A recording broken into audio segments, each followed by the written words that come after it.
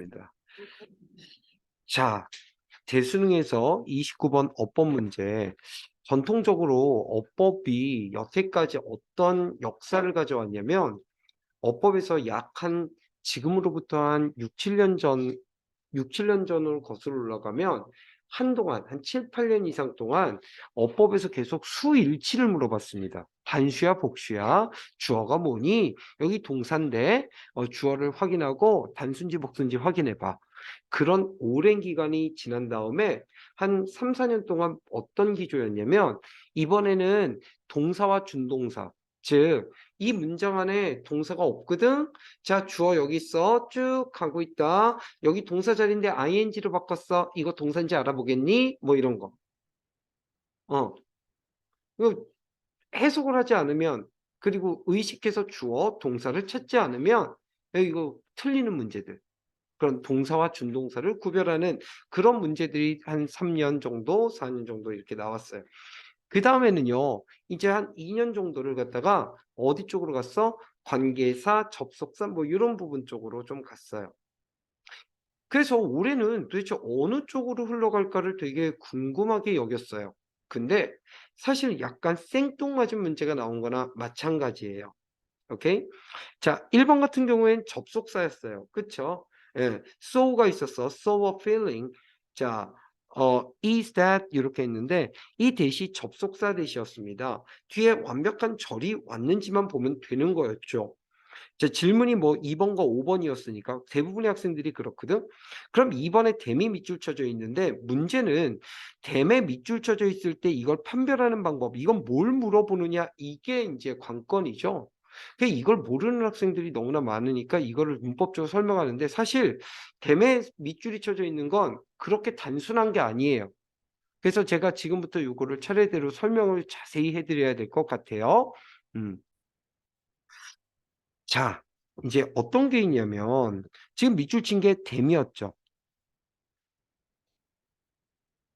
이 댐에 이렇게 밑줄이 이렇게 쳐져 있다는 것은 아까도 얘기했지만 단순한 게 아니라고요. 보통 우리가 크게 보면 수능에서는 세 가지, 그다음 내신에서는 네 가지까지 물어보는 거일 수 있어요. 그런데 댐이라고 하는 것 저거를 갖다가 문법적 용어를 붙인다면 뭐라고 붙일래요? 그래요. 대명사 중에 앞에 뭔가를 더 붙여볼까요? 땡땡 대명사. 이대? 제기는 아니죠. 대문 뭐예요? 지시대명사죠. 그렇죠. 인칭대명사라고 할 수도 있고요. 만약 사람이라면. 근데 얘는 이제 지시대명사입니다. 그렇죠? 그런데 문법적 용어에서 지시대명사 말고 대명사가 붙는데 땡땡 대명사가 너무 여러 가지가 있어요. 이 대명사기 때문에 다른 대명사와 비교해서 물어보는 문제라고 보시면 돼요. 그런데 일단 1차적으로 첫 번째, 이 댐에 밑줄이 쳐져 있으면 우리 머릿속으로 이런 걸 생각하시면 됩니다. 얘는 일단 이신이 아니면 댐이니. 이해 가죠? 네. 즉, 지시하는 바가 뭔지 확인해서 그 수가 단수인지 복수인지를 확인해 보라는 그런 의도가 깔려 있을 수 있다는 거죠. 근데 두 번째부터는 이제 대명사로 가야 돼요. 근데 땡땡 대명사와 지시 대명사 이렇게 되는 거죠. 어떤 대명사가 있냐? 이제 제가 첫 번째 제시하는 건 once입니다. 원슨이 대민이 이렇게 물어보는데요. 근데 얘는요, 좀 중요도가 조금 떨어집니다. 얘는 대수능에서 물어볼 확률은 좀 적고요. 학교 시험 문제에서는 물어봐질 가능성이 조금 있어요. 일단 얘는 이름이 뭐예요? 원스가? 댐은 지시대명사였잖아. 원스는요? 부정대명사.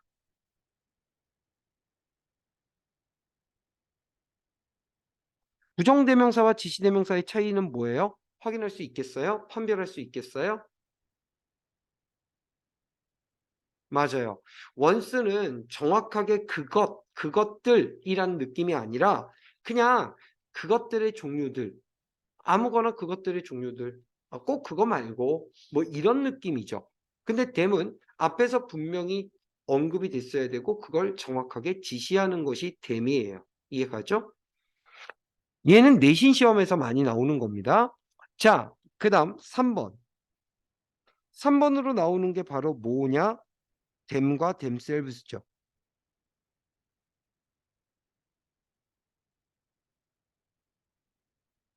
얘는 이름 아실 거예요. 그쵸? 얘가 바로 네, 제기대명사예요. 제기대명사니 지시대명사니 이렇게 물어보는 거죠. 판별법 아세요?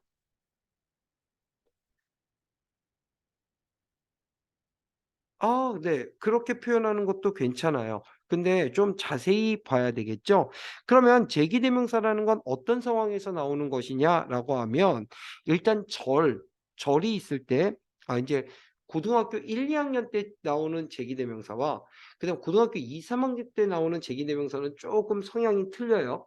오케이. 제기대명사는요, 주어의 자리에 오지 않아요. 가만히 생각해 보세요. 제기대명사는 강조용법 빼고 제기대명사, 제기용법은요, 목적어 자리에 옵니다. 예를 들면, 나는 사랑해 누구를? 내 자신을. 그쵸? 이럴 때 제기대명사가 오거든요. 제기대명사는 목적어 자리에 옵니다. 그건 무슨 말이냐면, 앞에 수어가 있다는 소리죠. 동사가 있다는 소리입니다. 그쵸? 그런데 보통 고등학교 1학년 때까지는 어떻게 되냐면 문장 안에 주어가 있어요. 그리고 그 뒤에 동사가 있죠. 그리고 그 뒤에 목적어가 나옵니다. 그 목적어 자리에 이제 데미니 댐셀브스니 이렇게 물어보는 거예요. 그러면 우리는 이 목적어를 이끌고 있는 동사를 보면서 이 동사의 주어를 확인하고 이 주어와 목적어가 같은지를 확인합니다. 그쵸? 근데 이거 모르는 고등학교 3학년 학생들이 있긴 하겠지만 이건 너무 기초적인 거고 중학생들도 아는 거예요. 해석을 통해서 판별하는 거죠. 근데 이게 중요한 게 아니라는 거야. 그럼 뭐가 중요하냐? 고등학교 3학년 때 수능 단위에서 이렇게 물어봐질 수 있는 것은 물론 오늘 여기서 볼 때는 되게 간단한 형태로 나왔어. 이건 되게 간단한 형태로 나온 거고 사실 더 고난도로 나올 수 있는 건 이런 겁니다. 그거 아세요? 준동사에 예를 들면 부정사 있죠. 그리고 동사가 명사화된 동명사 있죠. 얘네들도 어떤 특징이 있냐면 목적어를 가지고 올 수 있는 특징이 있어요. 그쵸? 투부정사, 목적어를 투부정사하는 것. 동명사는 목적어를 ing 하는 것. 그쵸? 근데 부정사와 동명사가 여기선 수로의 역할을 하잖아요. 그러면 이 앞에 주어는 우리가 주어라고 하지 않고 뭐라고 하느냐? 의미상의 주어라고 하죠. 부정사일 경우에는 for 목적격이나 of 목적격이고요. 동명사일 경우에는 소유격이나 목적격이죠. 그러면 얘도 어쨌든 의미상의 해석상의 주어인데 이 의미상의 주어랑 목적어랑 같으면 이 목적어 자리에 뭐가 오는 거예요? 제기대명사가 올 수 있는 거예요. 어때요? 일반적인 주어, 동사, 목적어 자리에 목적어의 제기대명사 나오는 건 해석을 통해서 우리가 쉽게 판별할 수 있겠죠. 근데 이런 것들은 좀 쉽게 판별하기가 어려울 수 있겠죠. 네, 요게 최고 난도입니다. 제기대명사로 나올 수 있는. 근데 2023학년도 대수능 29번에 이 문제는 제기대명사 문제였는데요. 근데 이게 아니었고 열나쉬운 주어, 동사, 목적어 자리였어요. 그런데도 많은 학생들이 틀렸다는 거죠. 오답률 4위니까요. 와우. 네, 4위였어요. 음, 너무 허를 찌른 거나 마찬가지예요. 너무 어이가 없어요. 답을 알고 보면 너무 쉬운데요. 전통적으로 제기대명사가 수능에 나올 거라고 이 여태까지 나온 문제들을 우리가 분석해 봤을 때 제기대명사가 시험 문제에 출제됐을 거라고 생각은 안 했던 거죠. 대부분의 학생들이요. 마지막은요. 이겁니다. 관계대명사. 즉 위치나 댐이냐 또는 that과 댐이냐 이렇게 물어보는 거죠. 근데 얘는 이름이 뭐라고 그랬냐면 관계 대명사였어요. 그러면 뒤에는 지시대명사. 차이점은 어디 있어요? 관계에 있죠. 이 관계라는 말은 뭐와 개념이 같냐? 관계라는 말은 접속이라는 개념입니다. 즉, 관계대명사가 필요해요? 대명사가 필요해요? 라고 할 땐 관계대명사는 접속사와 대명사에다 접속사가 더 붙여진 거기 때문에 이 부분이 절과 절을 연결하는 위치에 있습니까? 아니면 독단적으로 그냥 목적어나 주어의 위치에 있는 겁니까? 이렇게 물어보는 거죠. 사실 요즘 트렌드는 요쪽으로 갔어야 맞다고 생각을 해요. 학생들이 그래서 요거는 의식할 수 있지언정 3번은 잘 의식을 안 했다는 거죠. 근데 이번에 수능에서는 이게 물어봐졌어요. 그리고 1번은 전통적인 아주 예전에 문제 형태들이 이런 거였고요. 2번은 보통 수능에 나올 확률이 앞으로도 잘 없을 것 같아요. 이렇게 됩니다. 자, 어때요? 일단 충분히 이해 가셨죠? 네, 그럼 다시 돌아갈게요.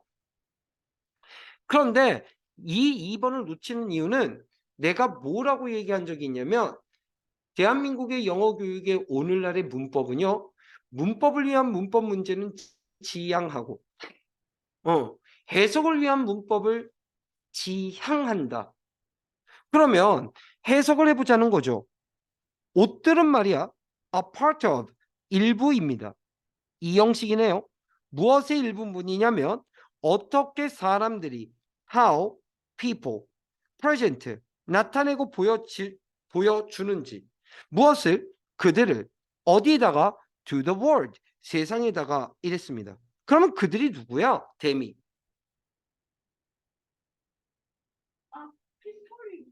people이네요. 어떻게 사람들이 자기 자신들을 세상에 나타내 보여주는지. 그러니까 2번을 놓친 사람들은 해석을 안 했거나 아니면 해석을 했어도 방금 전에 너처럼 똑같이 clothes를 생각하는 거죠. 이해가요? 완전 해석에서 당한 거예요. 그러니까 여기서는 people과 them이 같은 사람들인데 이걸 놓친 거죠. 그렇죠? themselves예요. 이 뭐가 심각해? 안 보이게끔 안 보일 수 있는 거야. 해석을 정교하게 하지 않으면. 자, 그러면 일단 3번 같은 경우에는 associated가 연관된 의미해서 앞에 있는 이 meanings를 수식해주는 이런 관계고요. 그렇죠? associated pp니까 뒤에 목적어 없이 위도 온 거 문제 없고요. 그 다음에 inexpensively는 당연히 부샤인데 동사 영역을 체크하면 can be purchased 구매될 수 있다. 동사 영역 사이에 딱 들어갔어. 그치? 비싸지 않게. 얘는 부사 문제 없다고요. 그렇죠? 왜 부사는 형용사나 부사나 동사를 수식하거나 문장 전체를 수식해야 되는데 여기선 동사를 수식하고 있다는 거죠. 5번입니다. 5번 같은 경우에는 앞에 확실한 절이에요. 무슨 말이냐? 패션은 또한 강화시킬 수 있어요. 누구를요? 행위자를 여러 가지 방식으로 이렇게 해서 3형식 문형 됐고요. 그 다음 콤마 나온 다음에 opening up space for action 이라고 했으니까 행동을 위한 공간을 활짝 열어주면서 이렇게 됩니다. 그러면 얘는 지금 해석해봐도 알겠지만 콤마 다음에 뭔가 새로운 절이 있는 게 아니야. 여기는 분사 구문이라고 이름이 붙여지는 구간이죠. 그러면 생략된 주어는 뭡니까? 패션이 생략된 주어예요. 패션이 활짝 열어져 목적어 스페이스를 목적어가 있기 때문에 ing가 나오는 분사구문 문제 없죠. 됐어요?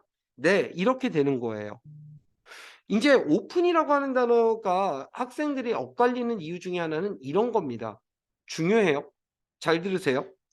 오픈이라고 하는 단어가 아주 기본적으로 얘가 명사도 되고요. 동사도 되고요. 형용사도 돼요. 근데 이걸 엇갈리는 학생들은 보통 이거 동사, 형용사 만약에 얘를 형용사로 생각을 한다면 동사가 된다는 생각을 못 한다면 앞에 빙이 생략된 이렇게 오픈업 이렇게 해도 말이 되거든요. 하지만 이렇게 해서 오프닝업 해도 상관없어요. 이해 가요? 상관이 없는데 뭔가 많이 생각하게 되는 거죠. 어려울까 봐. 그치? 너무 꼬았죠? 혼자 머릿속으로. 그러면 이제 엇갈리기 시작하는 거예요. 그거 맞지 않을까요? 네, 여기까지 어법 29번 봤어요.